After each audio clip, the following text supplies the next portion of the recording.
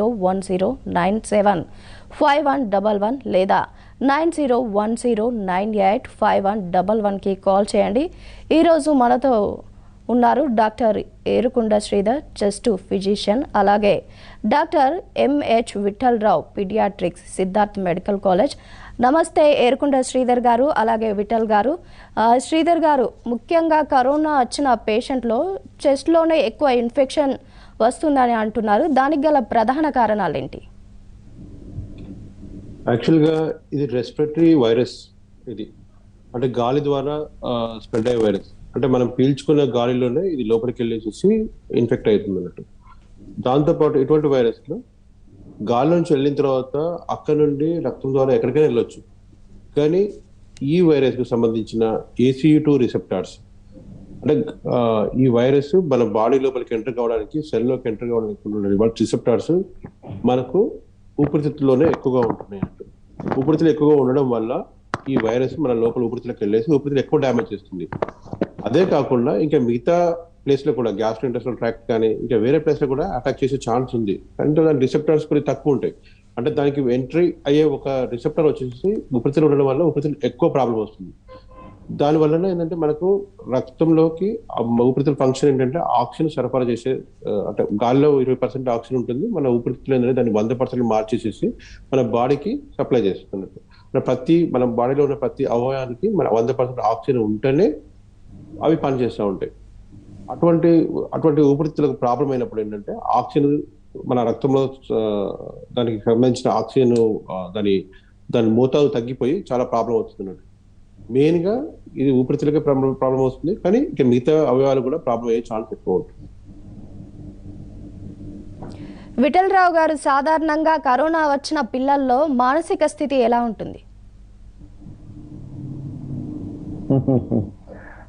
Corona వచ్చిన పిల్లల్లో మానసిక స్థితి అనేది అసలు ఇంతవరకు స్టడీ చేస్తే కదమ్మా. ఇంకొకటి, మీరు అడిగింది మానసిక స్థితి గురించి మాట్లాడడానికి అడల్ట్ అయితే కరెక్ట్ అవుతుంది, కానీ వినిపిస్తుందమ్మా? అడుగులు అసలు వాళ్ళకి వచ్చిన ఇది కరోనా అన్న సంగతే పిల్లలు ఎవరికి తెలీదు. పిల్లలకి ఈ వచ్చే ఇన్ఫెక్టివ్ డిసీజ్ గురించిన భయం చాలా మంది పిల్లలకు ఉండదమ్మా.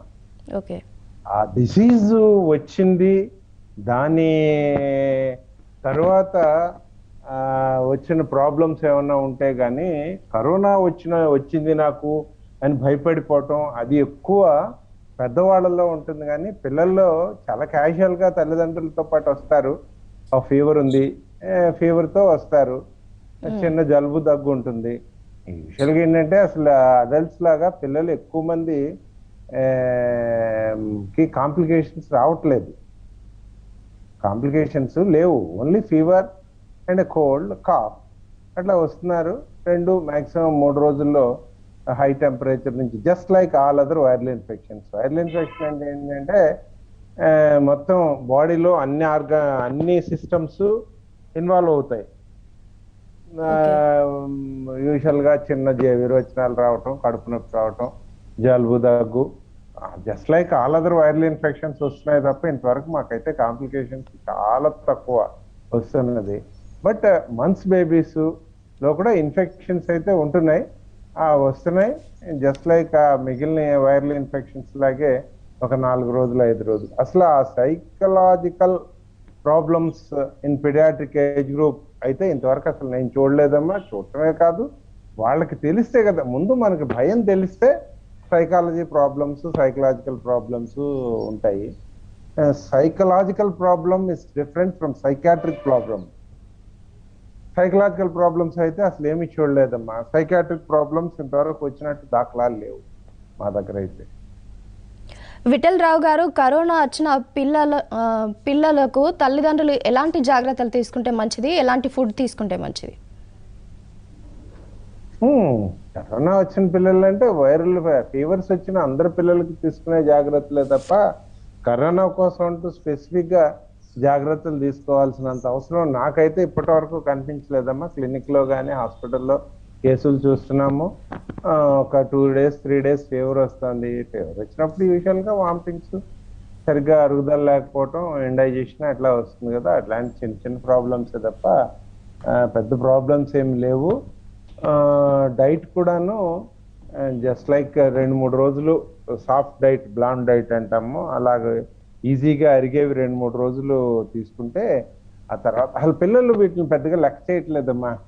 వాళ్ళ వస్తున్నారు ఫీవర్స్, ఒక 2-3 days సఫర్ అవుతున్నారు, 3 days 4 days తర్వాత జస్ట్ నార్మల్ అయిపోతున్నారు.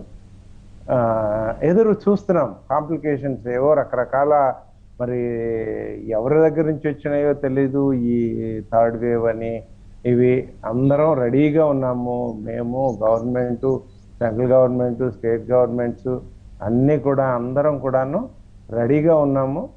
కాంప్లికేషన్స్ ఏమైనా వస్తాయేమో అని. ఏంటంటే కరోనా 9 రోజులు, 14 రోజులు, 15 రోజులు, 3 వారాలు, 4 వారాలు, ఇట్లా చాలా రోజులు ఎక్యూట్, సబ్ ఎక్యూట్, క్రానిక్ అని అడల్ట్స్లో చాలా ఎక్కువ రకరకాల ప్రజెంటేషన్స్, రకరకాల కాంప్లికేషన్స్ ఇవన్నీ చూస్తున్నాం. బట్ మేము అదృష్టం కొద్దీ ఇంతవరకు మాకైతే అలాంటి ఏం కనిపించలేదు. But we are waiting. ఇంకోటి ఏంటంటే అక్కడక్కడ రేర్ స్ట్రే కేసెస్లో ఈ సెంట్రల్ నర్వస్ సిస్టమ్ ప్రాబ్లమ్స్ రావటం, ఇమ్యునోగ్లోబులిన్స్ అవి వాడటం, అవి వాటి పెథాలజీ కూడా నాట్ ఎట్ క్లియర్లీ నోన్. అంటే క్లియర్గా మనకి ఇంకా తెలియలేదు దాని గురించి. వచ్చిన వాటిలన్నిటికీ కేసెస్కి టెస్ట్లు అయితే చేస్తున్నాం. డౌట్ వచ్చిన ప్రతి కేసుకి ఆల్మోస్ట్ నెగిటివ్ వస్తుంది. పాజిటివ్ వచ్చిన వాటిలో ఏది ఇంతవరకు కాంప్లికేట్ కాలేదు మా దగ్గర. దానికోసం వెయిట్ చేస్తున్నాం మేము. శ్రీధర్ గారు, సెకండ్ వేవ్లో ఎక్కువగా 18 నుంచి 45 సంవత్సరాల లోపు వాళ్ళే మరణించారు. దానికి గల కారణాలు ఏంటి? మనం యాక్చువల్ తీసుకుంటే ఫస్ట్ వేవ్ తో కంపేర్ చేసుకుంటే సెకండ్ వేవ్ కు మనం పూర్తిగా ప్రిపేర్ కాలేదు.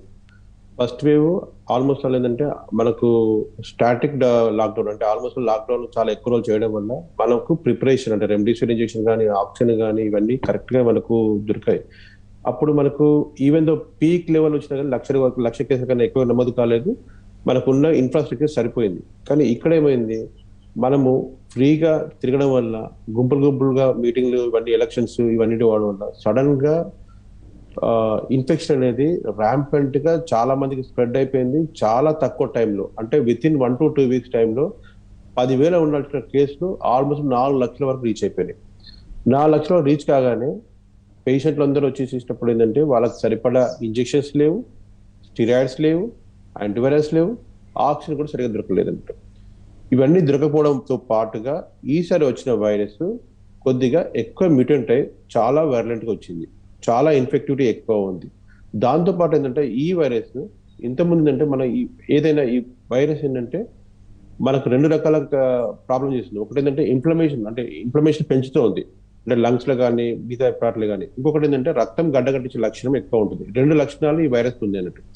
కానీ ఈ సెకండ్ టైం వచ్చిన వైరస్ కు రక్తం గడ్డగట్టించే లక్షణం చాలా ఎక్కువగా ఉండడం వల్ల చాలా తొందరగా, అంటే ఇంతకుముందు ఏంటంటే మనకు జ్వరం వచ్చినాక నుండి ఆక్సిజన్ తగ్గిపోవడానికి టైం 10 to 14 days ఉండేది. 1 week నుంచి 2 weeks వరకు ఉండేది.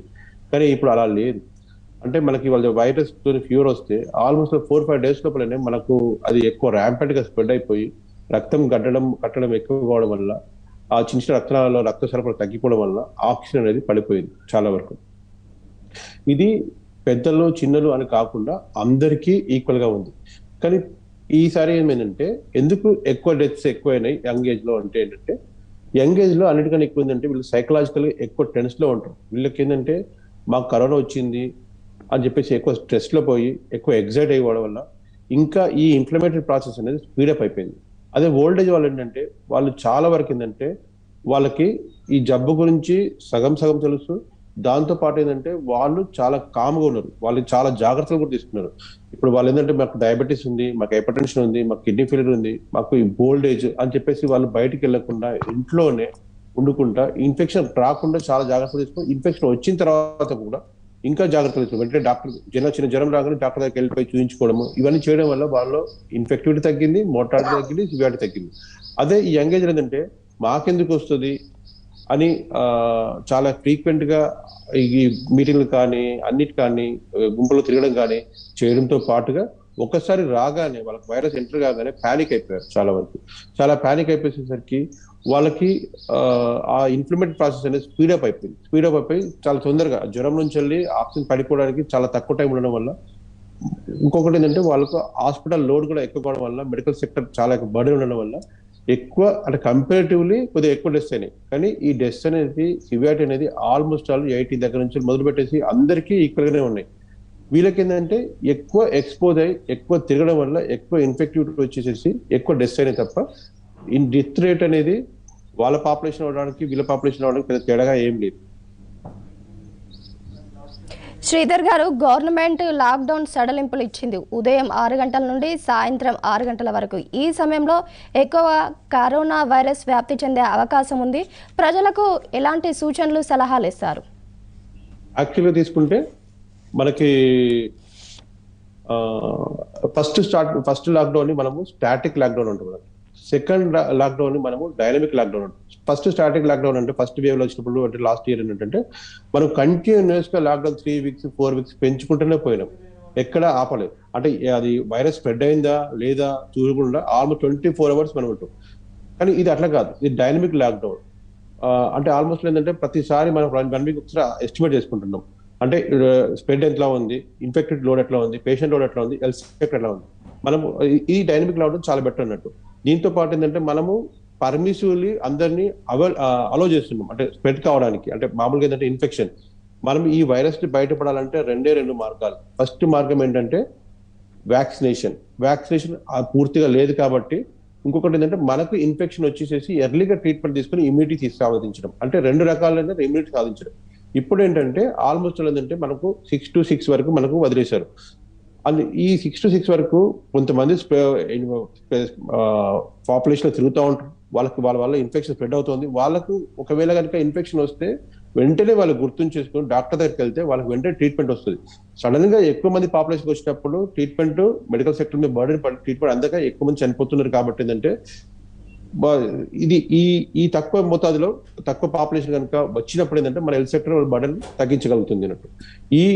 ఈ రకంగా ఎప్పుడు కూడా ఏంటంటే పాపులేషన్ లో రెస్పిరేటరీ వైరస్ ని మనము కంట్రోల్ చేయడం చాలా ఇంపాసిబుల్. మనకు మామూలుగా ఏంటంటే మోడ్ ఆఫ్ ఎంట్రీ, మన లోపలికి వైరస్ కానీ బ్యాక్టీరియా కానీ ఇంకెటువంటి వైరస్ ఎంట్రీ కావాలంటే మనకు 3 రూట్లు ఉంటాయి. ఒకటి ఏంటంటే మనం పీల్చే గాలి ద్వారా లోపలికి వెళ్ళడము, దాని ద్వారా దాని ఇన్ఫెక్షన్ రావడం. ఇంకోటి గ్యాస్ట్రోఇంటెస్టైనల్, మనం తినే ఆహారం కానీ నీళ్లు కానీ వివిధ ఇతర పదార్థాల లోపలికి వెళ్ళడం. ఇంకోటి ఏంటంటే స్కిన్ వల్ల సెక్సువల్ ట్రాన్స్మిట్ డిసీజ్ కావచ్చు, వెక్టర్ బాండ్ డిసీజ్ అంటే దోమల ద్వారా కానీ కుట్టడం వల్ల కానీ వేరే కుట్టడం వల్ల కానీ స్కిన్ నుంచి అది పోవడం అన్నట్టు. ఈ స్కిన్ నుంచి పోవడానికి గ్యాస్ట్రోఇంటెస్టైనల్ పోవడానికి మనం కంట్రోల్ చేసుకోగలుగుతాం. మంచి ఫుడ్ తీసుకొని మంచి వాటర్ తీసుకొని వీటిని కంట్రోల్ చేసుకోగలుగుతాం. దోమలతో పెంచకుండా ఉండడం వల్ల ట్రాపికల్ డిసీజ్ కానీ వెక్టర్ బాండ్ డిసీజ్ కంట్రోల్ చేసుకోగలుగుతాం. కానీ రెస్పిరేటరీ వైరస్ అంటే శ్వాస ద్వారా పోయే వైరస్ ని కంట్రోల్ చేయడం ఇంపాసిబుల్. మనకేంటంటే ఆల్మోస్ట్ ఏంటంటే వైరస్ మనం గాలి ఫిల్టర్ చేయడం కష్టం కాబట్టి మనం ఎంత చేసినా కానీ ఏదో టైంలో వెళ్తూ ఉంటాం. ఆ వెళ్ళే టైము మనము వెంటనే గుర్తించేసి ట్రీట్మెంట్ తీసుకోవడం వల్ల పూర్తిగా ఈ జబ్బును మనము ఫుల్ కంట్రోల్ చేసుకోవచ్చు. కానీ ఎక్కువ మందికి వచ్చినప్పుడు ఏంటంటే మనము ట్రీట్ చేయడం చాలా కష్టం, ఎందుకంటే మనకున్న హెల్త్ ఇన్ఫ్రాస్ట్రక్చర్ చాలా తక్కువ ఉంది. కాబట్టి తక్కువ మందికి వచ్చినప్పుడు అంటే ఏంటంటే ఇప్పుడు ఈ 6 o'clock నుంచి 6 o'clock వరకు ఇప్పుడు లోడ్ తగ్గింది. మామూలుగా ఫస్ట్ ఎక్కువ లోడ్ ఉన్నప్పుడు ఏంటంటే ఓన్లీ 4 hours ఇచ్చారు మనకు డైలీ కార్యక్రమం. దాని తర్వాత లాక్డౌన్ స్ట్రిక్ట్ మిగతా 18 hours మనం స్ట్రిక్ట్ చేసినాం కాబట్టి ఏంటంటే మొత్తం తగ్గిపోయింది. టోటల్ గా మనకు 4 లక్షలు ఉన్నది ఆల్మోస్ట్ 90,000 వచ్చింది. ఇప్పుడు ఇంకా 2 hours చేశారు. ఇప్పుడు కొద్దిగా పెరగొచ్చు, 1 lakh పెరగొచ్చు. కానీ 1 lakh వరకు కూడా మన కెపాసిటీ ఉంది, మనము ట్రీట్ చేసే కెపాసిటీ ఉంది, అందరినీ బయటకు తీసుకొచ్చే కెపాసిటీ ఉంది. కానీ ఇక్కడ ఏంటంటే పేషెంట్లకు ఏంటంటే నిర్లక్ష్యం ఉండొచ్చు. ఎవరికైనా జ్వరం వచ్చింది అంటే ఏంటంటే ఇటువంటి పాండమిక్ టైంలో మొత్తం ఏంటంటే ప్రపంచం మొత్తం మీద ఒక వైరస్ బాగా స్ప్రెడ్ అయినప్పుడు ఏంటంటే జ్వరం వచ్చింది అంటే ఏంటంటే అన్లెస్ అంటిల్ ప్రూవ్డ్ ఇది కరోనా వైరసే అనుకోవాలి. మనం అనుకొని డాక్టర్ దగ్గరికి వెళ్ళేసేసి టెస్ట్ చేసుకొని అవసరం ఉంటే మందులు రాయడం, అవసరం లేకపోతే అది వేరే వైరస్ అయితే వేరే మందులు రాయడం, వేరే జబ్బులు అయితే వేరే మందులు రాయించుకోవడం చాలా ఇంపార్టెంట్. దీంట్లో ఏంటంటే ఈ జబ్బును మనం ప్రివెంట్ చేసుకోవడానికి ఒకటి ఏంటంటే వ్యాక్సినేషన్, నెక్స్ట్ ఇన్ఫెక్షన్ వచ్చిన పేషెంట్ అవేర్నెస్ ఇంపార్టెంట్. డాక్టర్ దగ్గరికి వెళ్ళేసి ట్రీట్మెంట్ తీసుకోవడం వల్ల మనం పూర్తిగా దీన్ని నయం చేసుకోవచ్చు. లాక్డౌన్ ఇప్పుడు చేసినది పద్ధతి చాలా కరెక్ట్ పద్ధతి అన్నట్టు. Okay, right. శ్రీధర్ గారు, విఠల్ రావు గారు, ఇప్పుడైతే ఒక బ్రేక్ తీసుకుందాం. బ్రేక్ తర్వాత డిస్కషన్ కంటిన్యూ చేద్దాం. కీప్ వాచింగ్ మహా news.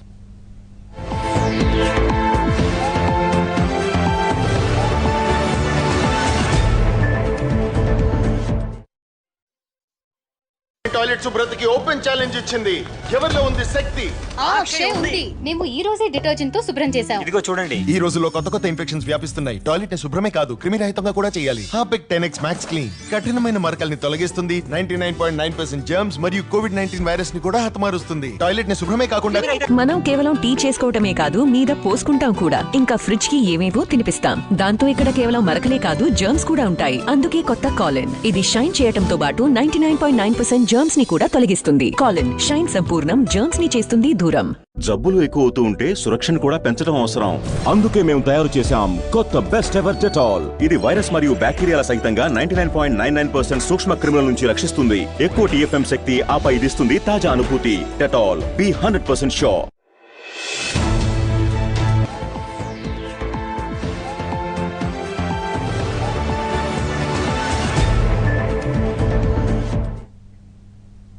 Welcome back. Vittal Rao గారు, చెప్పండి. పిల్లలలో ఎదుగుదల చాలా తక్కువగా ఉండడానికి కారణాలేంటి? Is it related to corona or general question? General question అండి. General question. ఎదుగుదల సరిగా లేకపోవడానికి కారణాలు అనేప్పటికీ ఇది ఒక చాలా పెద్ద క్వశ్చన్ అమ్మా, పెద్ద డిస్కషన్. ఎదుగుదల దీనికి మోస్ట్ ఆఫ్ ది టైమ్స్ ఏమవుతుందంటే పిల్లలు ఒక్కళ్ళు ఇద్దరు పిల్లలు ఉండటంతో వాళ్ళకి ఎక్కువగా ఇంపార్టెన్స్ ఇస్తున్నాం ఇంట్లో. గతంలో ఏంటంటే 5-6 పిల్లలు ఉన్నప్పుడు వాళ్ళే ఆకలి అయితే వచ్చి తినేసేవాళ్ళు. ఇప్పుడు నా అబ్జర్వేషన్ అయితే ఏంటంటే మదర్ కానీ ఫాదరు, అమ్మమ్మ, నాయనమ్మ అందరూ ఒకళ్ళు ఇద్దరు పిల్లల్ని వాళ్ళ చుట్టూ తిరుగుతూ తిను అని అసలు వాళ్ళకి ఆకలి, అపటైట్ అనేది తెలియకుండానే ముందే ఆహారం లోపల పెట్టేస్తున్నారు. దీంతో 2 రకాల ప్రాబ్లమ్స్ వస్తున్నాయి. ఒకటి, పెడుతున్నారు కదా తినేద్దాం అనుకుని తినేసే పిల్లలు కొంతమంది అయితే వాళ్ళేమో ఒబిసిటీ సైడ్, అంటే బాగా లావు అయిపోవటం అటువైపు వెళ్తున్నారు. ఇంకొంతమంది పిల్లలేమో దే ఆర్ ఎక్స్పెక్టింగ్ మోర్. ఇంకా అసలు తినేస్తాం అనుకో మనం, వీళ్ళు మన చుట్టూ తిరగరు కదా, అందుకని తినకుండా వీళ్ళని విసిగిద్దామని తినకుండా ఉండటం. ఇట్లా ఇదొక కారణం అయితే, రెండో కారణమేమో చాలా ఎర్లీగా స్కూల్కి పంపించడం. అట్ అబౌట్ 3 years కంప్లీట్ అవగానే స్కూల్కి పంపించేస్తున్నారు. 3 to 5 years మధ్యలో స్కూల్కి వెళ్ళటంతో 3 yearsకి పిల్లలందరూ కూడా ఎక్కువ మంది తల్లితో ఉండడానికి ఇష్టపడతారు తప్ప దట్స్ ఎ సెపరేషన్ యాంగ్జైటీ. ఆ సెపరేషన్ యాంగ్జైటీ అనేది చాలా ఇంపార్టెంట్ అనమాట. ఆ సెపరేషన్ యాంగ్జైటీ పాపని ఇంట్లో నుంచి, ఆ ఇంటి ఎన్విరాన్మెంట్ తల్లి దగ్గర నుంచి సెపరేట్ చేసి స్కూల్లో పెట్టడంతో ఆ సెపరేషన్ యాంగ్జైటీ ఒకటి, అసలు అక్కడ ఏం చెప్తున్నారో, అక్కడికి ఎందుకు వచ్చిందో తెలియని వయసులోనే పిల్లల్ని అక్కడ తీసుకెళ్ళి పెట్టేస్తున్నాం. యాక్చువల్లీ 5 to 6 years వచ్చే వరకు వాళ్ళకి అసలు ఆ చదువు అంటే ఏంటో అదేం తెలీదు. బట్ వీళ్ళని మనం ఎస్పెషల్లీ మన తెలుగు రాష్ట్రాల్లో, మరి మిగిలిన రాష్ట్రాల్లో నేను చూడలేదు, ఈ 3 years 4 years నుంచే వాళ్ళకి మ్యాథమెటిక్స్ దగ్గర నుంచి అన్నీ చెప్పేద్దామని చూస్తున్నారు. దట్స్ రాంగ్ అమ్మా. యాక్చువల్గా 6 years 5 కంప్లీట్ అయ్యి పాత రోజుల్లో 6 years ఫస్ట్ క్లాస్ వచ్చేటప్పటికి మనకి మెదడు ఎదుగుదల అంటే బ్రెయిన్ మెచ్యూరిటీ 1 yearకి స్టార్ట్ అయ్యి బయటకు వచ్చిన తర్వాత, అది 1 year కదా, ఐఎమ్ సారీ, పుట్టినప్పటి నుంచి కొన్ని వారాలకు మొదలైన ఎదుగుదల మెచ్యూరిటీ 5 years వరకు కంటిన్యూ అవుతుంది. అంటే మనం పూర్తిగా మెచ్యూరిటీ అనేది కంప్లీట్గా రాకముందే పిల్లల్ని తీసుకొని పోయి స్కూల్లో పడేస్తున్నాం. స్కూల్లో పడేయటమే కాకుండా ఈ చదువుకున్న తల్లులు అక్కడి నుంచే ర్యాంకులు స్టార్ట్ చేస్తున్నారు. మా అమ్మాయికి ఎన్నో ర్యాంక్ వచ్చింది, మా అబ్బాయికి ఎన్నో ర్యాంక్ వచ్చింది, 2వ ర్యాంక్ ఎందుకు వచ్చింది, మొదటిది ఎందుకు రాలేదు, 90% ఎందుకు వచ్చింది, 99 ఎందుకు రాలేదు, ఇవన్నీ నాకెందుకు అని చెప్పి అక్కడ టీచర్స్ కూడా 99, 100 వేసేస్తే ఆ కార్డులను చూసుకొని విపరీతమైన ఆనందం పొందుతున్నారు తల్లులు. ఈ చదువుకున్న తల్లులు ఒకటి అన్ని చోట్ల కంపారిజనే. మా అమ్మాయి అందంగా ఉందా లేదా, మా అబ్బాయి అందంగా ఉన్నాడా లేదా, మా అబ్బాయి మిగిలిన వాళ్ళకిలాగా తింటున్నాడా లేదా, మా అబ్బాయి అందరికిలాగా నవ్వుతున్నాడా లేదా, ప్రతి చోట కంపారిజన్తో పిల్లల్ని విసిగిస్తున్నారు. వాళ్ళు కూడా అనవసరమైన యాంగ్జైటీలోకి ఎంటర్ అవుతున్నారు. ఇలా చెప్పడం వల్ల కొంతమంది తల్లులు కోపం వచ్చినా కూడా, దిస్ ఈజ్ మై ఎక్స్పీరియన్స్, నా 30 ఏళ్ళ దీనిలో నేను అబ్జర్వ్ చేసింది. క్లినిక్కి పాపను తీసుకొచ్చినా కూడా వాళ్ళకి ఎంతసేపు వాళ్ళ అమ్మాయి చదువు గురించి, వాళ్ళ అబ్బాయి చదువు గురించి చెప్పడానికి ఎక్కువ ట్రై చేస్తున్నారు. మా అబ్బాయి ఏదో రకమైన ఇది తీసుకొచ్చి మా అబ్బాయికి ఫస్ట్ ర్యాంక్ వచ్చిందని చెప్పడానికి ట్రై చేస్తున్నారు. ఏంటంటే అలా చెప్పుకోవటం తప్పని కాదు, బట్ ఆ ర్యాంక్ వచ్చిందా రాలేదా, ఎందుకు రాలేదు అనే దాని మీద వీళ్ళు టెన్షన్ పడుతూ పిల్లల్ని టెన్షన్ పెట్టడంతో అసలు ఫస్టే సెపరేషన్ యాంగ్జైటీలో ఉన్నారు పిల్లలు. 2 ఈ ర్యాంక్ యాంగ్జైటీ, వీటితో ఫస్ట్ ఎల్కేజీ యూకేజీలో పిల్లలందరూ కూడాను విపరీతమైన ప్రెషర్లో ఉంటున్నారు. ఆ ప్రెషర్ ఉండడం మూలంగానే పిల్లలు ఆహారం సరిగ్గా తీసుకోకపోవడంతో ఆ 5-6 ఇయర్స్ వరకు కూడాను చాలా ఎక్కువ సఫర్ అవుతా ఉన్నారు. దానికి ఆకలి లేకపోవటం, యాక్చువల్గా హెల్దీగా ఉన్న చైల్డ్కి ఆకలి లేకపోవటం అనేది ఉండదు. కారణం సహజంగా ఇన్ఫెక్షన్ ఏదన్నా వచ్చినప్పుడు ఆకలి పోతుంది, లేదా ఇన్హెరెంట్గా ఏదన్నా కార్డియాక్ ప్రాబ్లము, రెస్పిరేటరీ ప్రాబ్లము, ఇంకో ప్రాబ్లము, జబ్బు ఉంటే ఆకలి తగ్గుతుంది. జబ్బు ఏమీ లేకుండా పిల్లలకి ఆకలి తగ్గిందంటే 1 psychological, 2 separation anxiety, 3 study anxiety. వీళ్ళకి వాళ్ళ మెదడు పూర్తిగా మెచ్యూర్ అయ్యి మనం చెప్పేది అర్థం చేసుకుని రిసీవ్ చేసుకునే స్టేజ్ రాకముందే మనం విపరీతంగా పెట్టేయడానికి చూస్తున్నాం.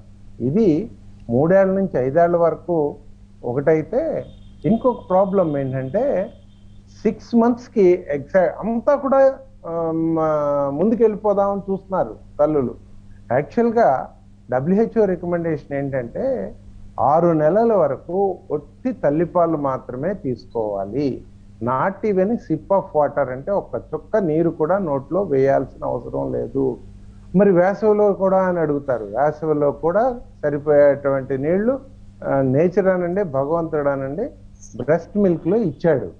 ఆ బ్రెస్ట్ మిల్క్లో 70 to 80% వాటర్ ఉండటంతో ఆ వాటర్ సరిపోతుంది 6 నెలలకి. కానీ మా ఇంటి పక్క వాళ్ళు 3వ నెలలోనే సెర్లాక్ పెట్టేశారు. వాళ్ళ అబ్బాయి ఇంత లావున ఉన్నాడు, ఎర్రగా ఉన్నాడు.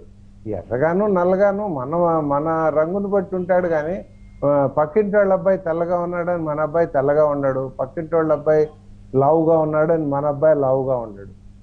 ఇది మనం గుర్తించాల్సిన విషయం. 6 నెలల వరకు గట్టి పదార్థాలు కానీ ఏది పెట్టకూడదు, ఓన్లీ తల్లిపాలు మాత్రమే ఇవ్వాలి. అట్లా కాకుండా ఎర్లీగా, దట్ ఇస్ కాల్డ్ వీనింగ్.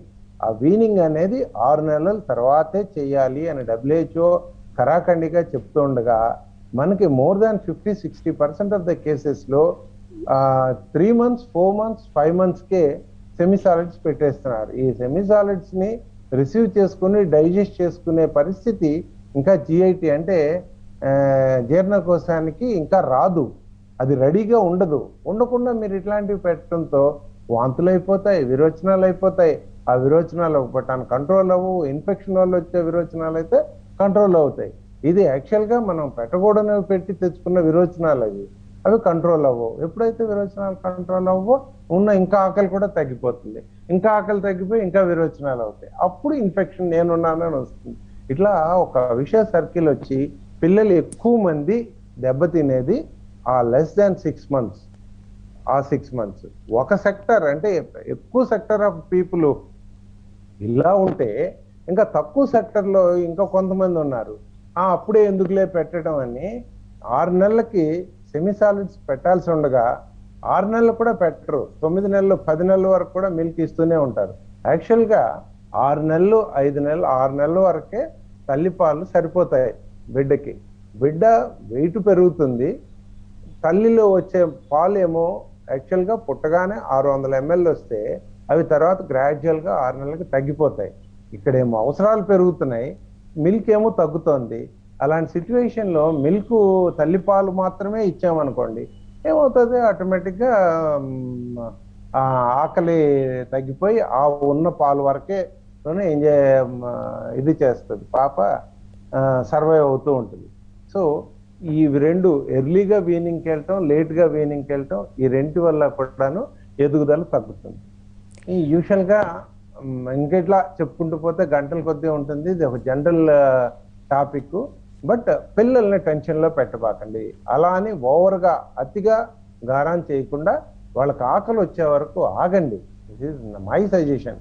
ఆకలి రానివ్వండి. ఆకలి అనేది కడుపుకు సంబంధించిందే కాదు, అది మెదడుకు సంబంధించింది. ఇక్కడ కడుపుకు సంబంధించిన ఆకలి వస్తే అది ఎపటైట్ అక్కడ స్టిమ్యులేట్ అవ్వాలి, సెంట్రల్ నర్వస్ సిస్టమ్. అక్కడ స్టిమ్యులేట్ అయ్యి అవును నాకు ఆకలి ఉంది, నాకు అన్నం పెట్టండి అని పిల్లలు తల్లి దగ్గరికి చక్కగా వస్తారు. బట్ ఆ టైమే ఇవ్వకుండా మీరు పెట్టేస్తూ ఉన్నారనుకోండి, అసలు వాళ్ళకి ఆకలి అంటే ఏంటో తెలియకుండా పోతుంది. సో ఎక్కువ యాంగ్జైటీ, తల్లుల యాంగ్జైటీ, పిల్లల యాంగ్జైటీ, ఇవన్నీ కలిసి చివరికి పిల్లల ఎదుగుదలని. కానీ ఇక్కడ మనకు ఒక అదృష్టం ఏంటంటే 5 years 6 years అయిన తర్వాత వాళ్ళు ఎట్లాగూ తల్లి మాటో లేకపోతే ఇంకోళ్ళ మాట వినరు, వాళ్ళ పని వాళ్ళు చేసుకుంటారు. సో అన్నీ ఆఫ్టర్ 5 to 8 years మధ్యలో గ్రోత్ మళ్ళీ సెకండ్ గ్రోత్ స్టార్ట్ అవుతుంది. ఆ సెకండ్ గ్రోత్ స్టార్ట్ అయినప్పుడు పిల్లలందరూ కూడాను చక్కగా క్యాచప్ గ్రోత్ వచ్చేసి నార్మల్ అయిపోతున్నారు. ఇక్కడ దురదృష్టం ఏంటంటే కొంతమంది రేర్గా ఎదుగుదల సరిగ్గా లేకపోవటం ఉన్నా కొంతమంది ఓవర్ గ్రోత్ వచ్చేసి చివరికి ఒబేసిటీ సైడ్ వెళ్ళిపోతున్నారు. ఇలాగా తినమ్మా తినమ్మా అని పెట్టుకుంటూ పోవటంతో ఒబేసిటీ సైడ్ వెళ్ళిపోయి నా దగ్గరికి నేను సీనియర్ అవటంతో అదే నవ్వుతూ అంటాను మదర్ని, అమ్మా 2 సంవత్సరాలు నన్ను తినేసావు, మా అబ్బాయి తింటలేదు, మందులు రాయండి అని. ఇప్పుడేమో తీసుకొచ్చి మళ్ళీ లావ్ అయిపోతుందండి మా అమ్మాయి అని 13 ఏటో 14 ఏటో లావ్ అయిపోతుందండి, లావ్ తగ్గించమంటావు.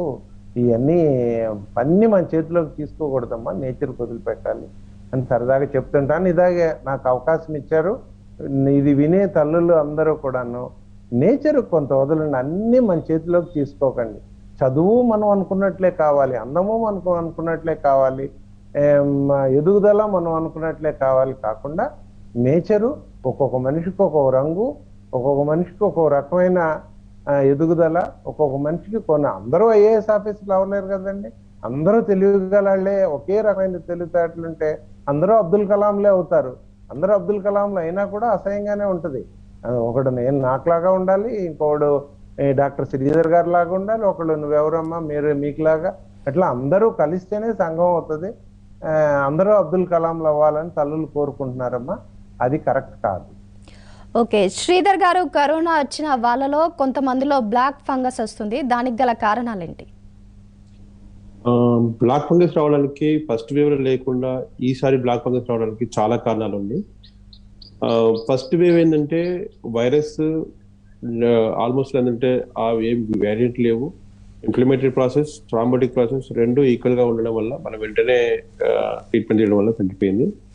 కానీ సెకండ్ వేవ్ వచ్చేసరికి ఏంటంటే 2 రకాల ప్రాబ్లమ్స్ అయినాయి. ఒకటి ఏంటంటే వైరస్ ఎక్కువ థ్రాంబోటిక్ ప్రాసెస్ ఎక్కువ ఉంది, అంటే రక్తం గడ్డకట్టించే లక్షణం ఎక్కువ ఉంది.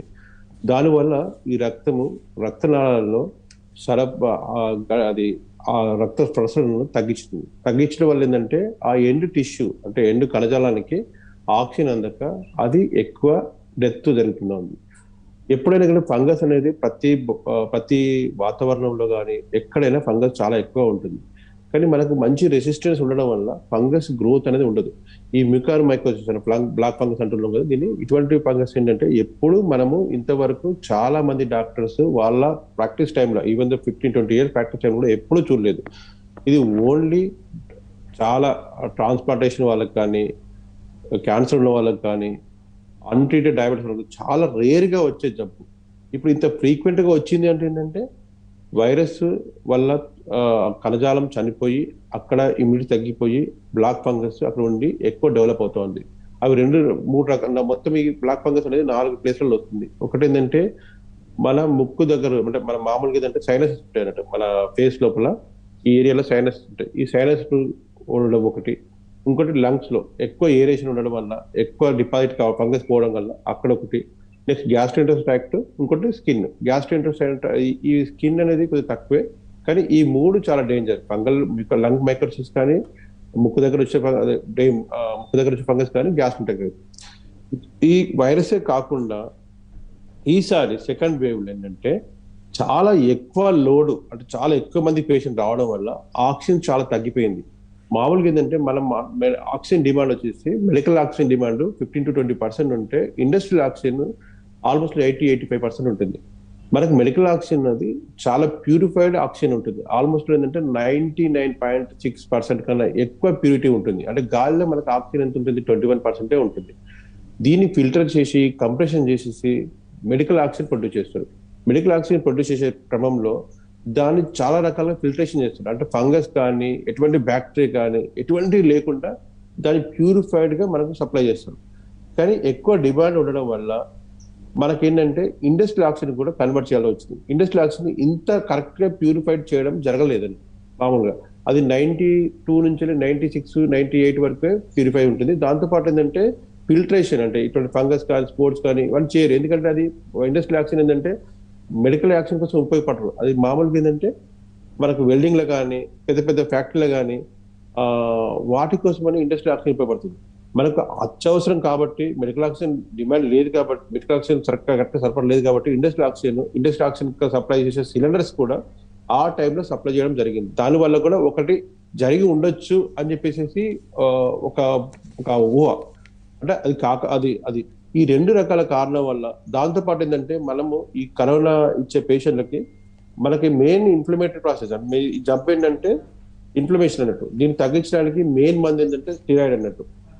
మనకు లైఫ్ ఇంపార్టెంట్ కాబట్టి ఏంటంటే చాలా వరకు ఏంటంటే మనం ట్రీట్మెంట్ ఇచ్చే టైంలో స్టిరాయిడ్స్ ఎక్కువగానే ఇవ్వాల్సి వస్తుంది. ఎందుకంటే స్టిరాయిడ్స్ ఇస్తేనే పేషెంట్స్ ఈ జబ్బుకి ట్రీట్మెంట్ ఉంది కాబట్టి. అది కూడా ఏంటంటే చాలా జాగ్రత్తగా మోతాదు మించకుండా మనం బ్లడ్ లో పారామీటర్స్ కానీ సిఆర్పి కానీ ఫెరిటిన్ కానీ ఎట్లా ఉన్నాయి చూసుకుంటా కరెక్ట్ గా డోస్ ఇవ్వాల్సి వస్తుంది.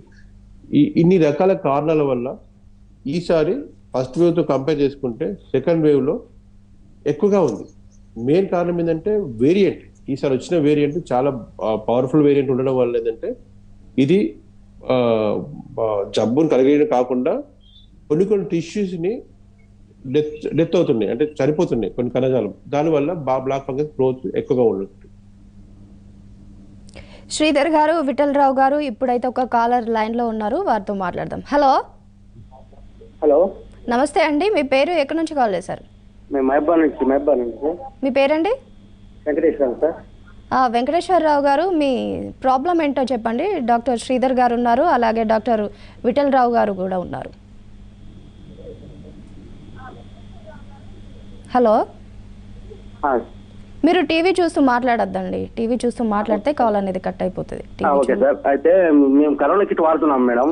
ఓకే. అయితే 4 days అవుతుంది, కానీ స్మెల్ తీసుకోవట్లేదు. ఏం చూసినా కూడా స్మెల్ వస్తలేదు మేడం. ఏం తగ్గలేదు సార్. ఇంకేమన్నా వేరే ప్రత్యేకంగా వాడాలా అని తెలుసుకున్నాం డాక్టర్ గారు నేను. ఓకే. శ్రీధర్ గారు, వెంకటేశ్వరరావు గారు కరోనా కిట్ తీసుకున్నారట, కానీ ఆయనకి స్మెల్లింగ్ అనేది రావట్లేదని చెప్తున్నారు. ఓకే అండి, మామూలుగా ఏంటంటే ఈ వైరస్ మన లోపలికి ఎంటర్ అయినాక 2 ఫేజ్లు ఉంటాయండి. ఒకటి ఏంటంటే వైరస్ ఫేజ్, సెకండ్ ఇది ఇన్ఫ్లమేటరీ ఫేజ్ అన్నట్టు. మీరు స్టార్టింగ్ ఏంటంటే వైరస్ ఫేజ్ ఎంట్రీ కాగానే దాని వైరస్ రెప్లికేషన్ ఎక్కువ అవుతుంది. దాని ప్రత్యుత్పత్తి ఎక్కువ లోడ్ పెరుగుతూ ఉంటుంది. దీని తర్వాత ఏంటంటే ఇన్ఫ్లమేటరీ ఫేజ్ స్టార్ట్ అవుతుంది. ఇన్ఫ్లమేటరీ స్టార్టింగ్ కొత్తలో మనకి ఇట్లా వాసన తగ్గడం కానీ, టేస్ట్ తగ్గడం కానీ, దాంతోపాటు మనకు మెల్లమెల్లగా మనం కనుక ట్రీట్మెంట్ కనుక తీసుకోకపోతే మనకు ఆయాసం కూడా రావడము, దగ్గు రావడము, ఆక్సిజన్ పడిపోయి ఉంటుంది. మీరు ఆల్రెడీ మందులు వాడుతున్నారు, ఎక్కువ ఎగ్జైట్ కాకండి. ఈ వాసన పోవడము మళ్ళీ వస్తుంది, టేస్ట్ పోవడం మళ్ళీ వస్తుంది. కానీ దీనికన్నా చాలా ఇంపార్టెంట్ ఏంటంటే మీరు ఇప్పుడు ఏంటంటే అబ్సల్యూట్ బెడ్ రెస్ట్ చాలా important, mental stability very important. మందులు వాడుతున్నారు కాబట్టి రెగ్యులర్ గా సాచురేషన్ చెక్ చేసుకుంటా ఉండండి. మీకు దాంతోపాటు ఏంటంటే ఏ పని ఎగ్జైటీ పని ఏం చేయొద్దు. మనం ఎగ్జైటీ ఎక్కువైనప్పుడు ఏంటంటే మన ఇన్ఫ్లమేటరీ మనకు ఇంకా వైరస్ ఎక్కువ స్ప్రెడ్ అయ్యే ఛాన్స్ ఉంటుంది. కాబట్టి ఏంటంటే మెంటల్ స్టెబిలిటీగా ఉండండి, ఏం ఆలోచించకండి, యాంగ్జైటీ కాకండి, టీవీలు చూడకండి. సింపుల్ గా మీరు ఇంట్లోనే ఎవరికి కలవకుండా, ఫోన్ ఎక్కువ వాడకుండా ఇంట్లోనే ఉండండి. మీ స్మెల్ కానీ మీ టేస్ట్ కానీ తొందరలోనే బయటకు వస్తాయి.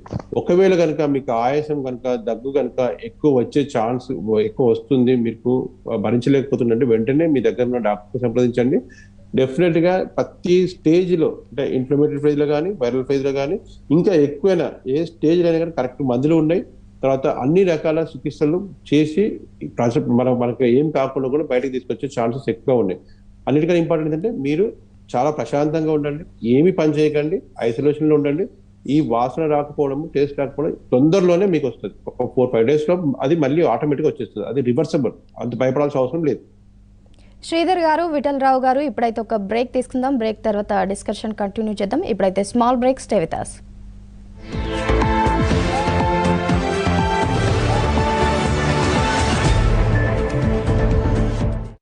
హార్పిక్ మీ టాయిలెట్ శుభ్రతకి ఓపెన్ ఛాలెంజ్ ఇచ్చింది. ఎవరిలో ఉంది? హలో మేడం, నమస్తే అండి. నమస్తే అండి. శారద గారు చెప్పండి, మీ ప్రాబ్లం ఏంటి? మరి మాకేమో కరోనా వచ్చి తగ్గిందండి. తర్వాత ఏంటో అందరూనేమో అవి తినండి, ఇవి తినండి, జ్యూసులు తాగండి, రకరకాలు చెప్తున్నారు. అవి తీసుకుంటుంటేనేమో మాకు అరుగుదల అవద్దా, మా వారికేమో కొంచెం అప్పుడప్పుడు మోషన్స్ అవుతున్నాయి అంత తీసుకుంటుంటే. మాకేం చేయాలో అర్థం కావట్లేదు మేడం. ఓకే అండి. శ్రీధర్ గారు, వారికి కరోనా వచ్చిందట, అందరూ విటమిన్ టాబ్లెట్స్, ఈ ఫ్రూట్స్ తినాలి, ఆ ఫ్రూట్స్ తినాలి అని చెప్తున్నారట. సో వారు ఎలాంటి ఫుడ్ తీసుకుంటే మంచిది అంటారు? యాక్చువల్గా ఏంటంటే మనం కరోనా రాగానే మనం చాలా రకాల మందులు వాడుతాం. విటమిన్ సి కానీ, విటమిన్ డి కానీ, స్టిరాయిడ్స్ కానీ, యాంటీకోయాగులెంట్స్ కానీ, ఇంకా ఇవన్నీ ఏంటంటే గ్యాస్ట్రిక్ మన ఇంటెస్టైనల్ ట్రాక్ట్ లోడ్ ఎక్కువ అవుతుంది అన్నట్టు. దానివల్ల కొద్దిగా అరిగించుకునే కెపాసిటీ బాడీకి తగ్గిపోతుంది. మీరేంటంటే రెగ్యులర్ గా జ్యూస్, ఫ్రూట్స్ అవన్నీ అయిపోయినాయండి. మీరు రెగ్యులర్ గా ఏంటంటే ఎప్పుడు ఏం తింటారో కొద్దిగా బ్లాండ్ అన్నట్టు, స్పైసెస్ తగ్గించుకుంటా, ఉప్పు కారం తగ్గించుకుంటా, కొద్దిగా సాఫ్ట్ ఐటమ్ తీసుకోండి. కంపల్సరీ ఫ్రూట్స్ తీసుకుంటే తగ్గుతుంది, కంపల్సరీ విటమిన్స్ తీసుకుంటే తగ్గుతుంది అంటే ఏం లేదు. ఆటోమేటిక్ ఏంటంటే మీరు రెగ్యులర్ గా అంటే మన తినే ఆహారము, కూరగాయలు కానీ అన్ని రకాల రెగ్యులర్ పాటు సీజనల్ ఫుడ్స్ కానీ తీసుకుంటే అన్ని రకాల వైటమిన్స్ అన్ని దాంట్లో ఉంటాయి. కాబట్టి ఏంటంటే ఓవర్ గా బాడీ తీసుకొని జ్యూస్ తాగాలి, అవి తాగాలి పెట్టుకోకండి. ఎందుకంటే ఏంటంటే ఇప్పుడే మీరు కరోనా నుంచి రికవర్ అయ్యారు. మీ బాడీ ఇంకా పూర్తిగా రెగ్యులర్ నార్మల్ డైట్ కి ఇంకా సరిపోలేదు. కాబట్టి ఏంటంటే ఇంకా ఓవర్లోడ్ చేయకండి. సింపుల్ గా మీకు నచ్చిన పదార్థాలు తినండి, ఎవరి గురించి పట్టించుకోకండి. మీకు నచ్చింది అన్నిట్లో సీజనల్ ఫుడ్స్ కానీ అన్నిట్లో అన్ని రకాల వైటమిన్స్, ప్రోటీన్స్ అన్ని ఉంటాయి. కాబట్టి ఏంటంటే ఎవరి గురించి పట్టించుకోకుండా మీరు రెగ్యులర్ గా ఎలా అయితే తింటున్నారో అలానే తినండి. మెల్లమెల్లగా ఏంటంటే అలవాటు పడతా ఉంటాము. మన బాడీ చెప్పినట్టు కూడా వినేసేసి మెల్లమెల్లగా ఇంప్రూవ్ చేసుకుంటారండి. విఠల్ రావు గారు, ఆస్తమా, తలసేమియా ఉన్న పిల్లలకి కరోనా వస్తే వాళ్ళు ఎలాంటి రకాల ఫుడ్ తీసుకోవాలి, ఎలాంటి రకాల ట్రీట్మెంట్ ఉంటాయి వారి కోసం? ఆస్తమా, తలసేమియా ఈ రెండు ఒక రకంగా అసలు మనకి రెండు రిలేటెడ్ కాదు. Asthma is related to the corona. కొంతవరకు ఏంటంటే పిల్లల్లో వచ్చే ఆస్తమాకి, అడల్ట్స్లో వచ్చే ఆస్తమాకి చాలా డిఫరెన్స్ ఉంటుందన్నమాట. పిల్లల్లో వచ్చే ఆస్తమా, పిల్లలు అనేటప్పటికి ఏంటంటే మీకు పిల్లలు ఒక సెక్టార్ కాదు అది. దీనిలో నియోనేట్స్ ఉంటారు, 1 to 3 years, లేకపోతే 3 to 5 years, అట్లా జలుబు, దగ్గు అలా వచ్చినప్పుడు లెస్ దెన్ 1 year వాళ్ళకి అసలు ఆస్తమా అని అనడానికే మనం ఆలోచించాల్సిన పరిస్థితి. అందుకే దానికి రకరకాల పేర్లు ఉన్నాయి. హైపర్ ఇన్ఫ్లమేటరీ డిసీజ్ అని, అట్లాగే ఆస్థమాటిక్ బ్రాంకైటిస్ అని. ఏంటంటే ఖచ్చితంగా ఆస్తమా అని అనలేక రకరకాల పేర్లతో పిలుస్తూ వైరల్ ఇన్ఫెక్షన్స్ అట్లా ప్రజెంట్ అవుతూ ఉంటాయి. సో ఆ వైరల్ ఇన్ఫెక్షనా మన కరోనానా అన్నది ఫస్ట్ చూసుకోవాలి. నాకు డాక్టర్ గారు అన్నట్లు ఇప్పటి రోజుల్లో మనం కరోనాని ఎక్స్క్లూడ్ చేసుకునే వరకు ప్రతి జ్వరం, జలుబు, దగ్గుని కరోనా కిందే తీసుకుంటున్నాము. కానీ ఎక్కువ ఖర్చు పెట్టించడం ఇష్టం లేక మేము అన్లెస్ తల్లిదండ్రులు ఇద్దరు పాజిటివ్ అయితే లేదా తల్లి పాజిటివ్ అయితేనో ఈ టెస్ట్లకి పంపిస్తున్నాను తప్ప వీలైనంత వరకు పిల్లల్ని టెస్ట్లకు కూడా పంపించట్లేదు.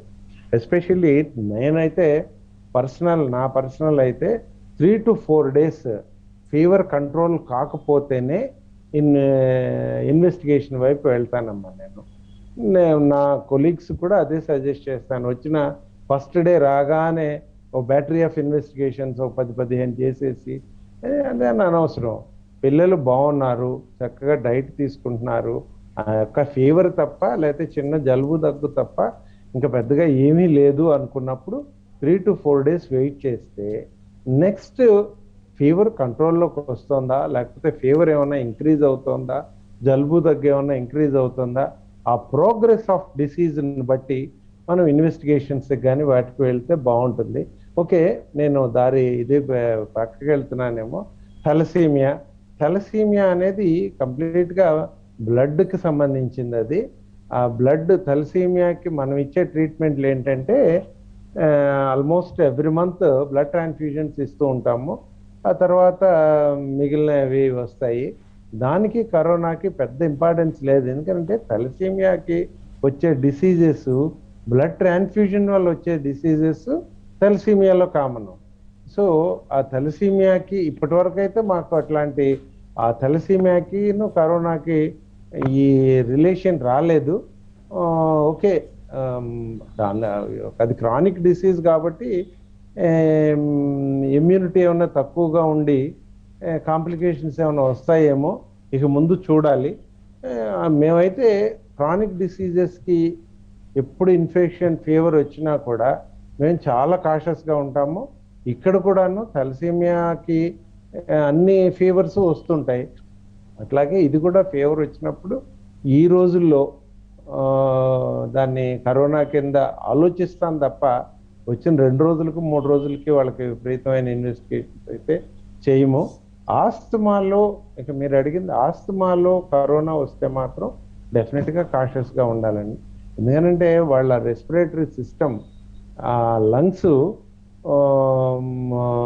చిన్నదానికే ఎక్కువగా రియాక్ట్ అవుతూ ఉంటాయి పిల్లల్లో.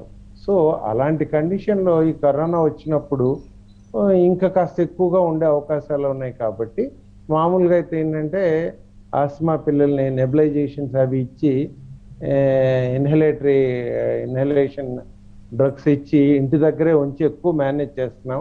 ఈ మధ్యకాలంలో అడ్మిషన్స్ కూడా అంత ఎక్కువ కన్సిడర్ చేయట్లేదు.